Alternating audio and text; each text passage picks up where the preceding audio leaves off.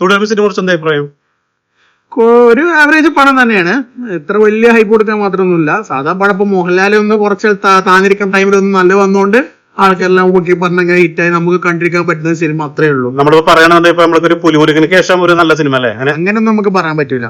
ഇവര് കുറച്ച് മാസം ഇത് ഓക്കെ ഇന്റർവെല്ലിൽ വരെ നമുക്ക് കുറച്ച് ലാഗ് ഫീൽ ചെയ്തു. പക്ഷെ പഴയ മോഹൻലാൽ നമുക്ക് കാണാൻ പറ്റും. പക്ഷെ ആഫ്റ്റർ ഇന്റർവെല്ലിൽ സീറ്റ് ജഡ്ജ് ത്രില്ലർ പോലെ നമുക്ക് ത്രില്ലടിച്ചിട്ട് കാണാൻ പറ്റുന്നതാണ്. മോഹൻലാലിന്റെ 1-2 സീനും കാര്യങ്ങളൊക്കെ നമുക്ക് റോമാജിഫിക്കേഷനും കൈയടിക്കാൻ പറ്റുന്ന സീനും കാര്യങ്ങളൊക്കെയാണ്. All time blockbuster. അല്ല ഒരു ലെവൽ സെറ്റ് ചെയ്യുമ്പോ ഏത് പടത്തെ കമ്പയർ ചെയ്യാം? ഏത് ലെവലാന്ന് പറഞ്ഞ ആഫ്റ്റർ ദൃശ്യം ബെസ്റ്റ് ഫ്രം മോഹൻലാൽ. ഒരു മാസം മൂവിയാണ്. എല്ലാം ഉണ്ട്, ഇതിലെല്ലാം ഉണ്ട്. ഒരു ലെവലൊക്കെ നമുക്ക് പെർഫോമർ ഉണ്ട്, സെയിം ടൈം ലാലേട്ടൻ എന്നുള്ളൊരു സ്റ്റാർ ഉണ്ട്. രണ്ടിനും ഒരേപോലെ യൂട്ടിലൈസ് ചെയ്തിട്ടുണ്ട് ഡയറക്ടർ. ഇപ്പൊ തുടർ സിനിമയില് മോഹൻലാലിന്റെ മാസ് സീൻസ് ഒക്കെ ഉണ്ട്, ഫൈറ്റ് സീൻസ്, മാസ് സീൻസ് ഒക്കെ എങ്ങനെയുണ്ട്? വർക്കൗട്ട് എപ്പോഴും നമ്മള് എമ്പുരാനെ കമ്പയർ ചെയ്ത് നോക്കുമ്പോ വളരെ ബെറ്റർ ആണ്. ഫൈറ്റ് സീൻസ് ആയാലും മാസായാലും ആ ടൈമിൽ മോഹൻലാലിന്റെ എക്സ്പ്രഷൻ ഒരു റിവെഞ്ച് മൂഡിൽ വരുമ്പോ തന്നെയാണ്. അടിപൊളിയാണ്. ഇതിനൊക്കെ അങ്ങനെ വർക്കൗട്ട് ഉണ്ടോ? ഫൈറ്റ് മാസ് എലിമെന്റ്സ് ഒക്കെ സൂപ്പർ ബെസ്റ്റ് ആണ്.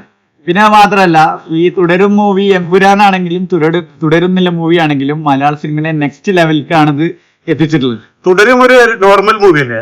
നെക്സ്റ്റ് ലെവലിലേക്ക് എത്തിക്കാൻ പറ്റും പറയാം നമുക്ക്.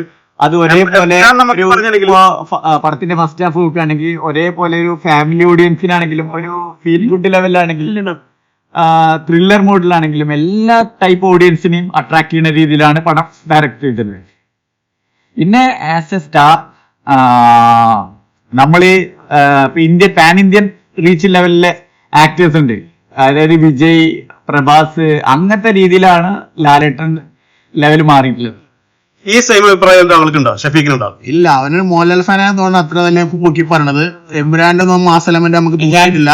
അത് ഓരോരുത്തർക്ക് ഓരോ വ്യക്തി പറയാം. എനിക്ക് സദ്യയാണ് ഇഷ്ടം, അവന് ചിക്കൻ ബിരിയാണിയാണ്, എന്നിട്ട് ഞാൻ ചിക്കൻ ബിരിയാണി ഇഷ്ടപ്പെടണമെന്നില്ലല്ലോ. അത്രേ ഉള്ളൂ, സിമ്പിൾ. ഞാൻ പിന്നെ മോഹൻലാൽ ഫാന് മാത്രമല്ല പറയണത്, ഒരു റിപ്പോർട്ട് കൊണ്ട് പറയണത്. അതായത് മലയാളി മൂവി തുടരുന്നില്ല മൂവി ഈവൻ നിങ്ങൾക്ക് ബുക്ക് മൈ ഷോയില് റെക്കോർഡ് നോക്കിയാൽ മതി. ഈവൻ മലയാളം ഇൻഡസ്ട്രിയിൽ 2000-3000 ഒക്കെ per hour views ticket book ചെയ്തിരുന്ന മൂവി ആയിരുന്നു മലയാള ഇൻഡസ്ട്രിയിൽ. അത് ഇപ്പോ എത്തിച്ചു വരുന്നത് 35K 30+ ഒക്കെയാണ് പെർ ഹവർ പോണത്. അതൊക്കെ അത്രയും ഇൻഡസ്ട്രി വലിയ ലെവലിലേക്ക് പോയിക്കൊണ്ടിരിക്കുകയാണ്.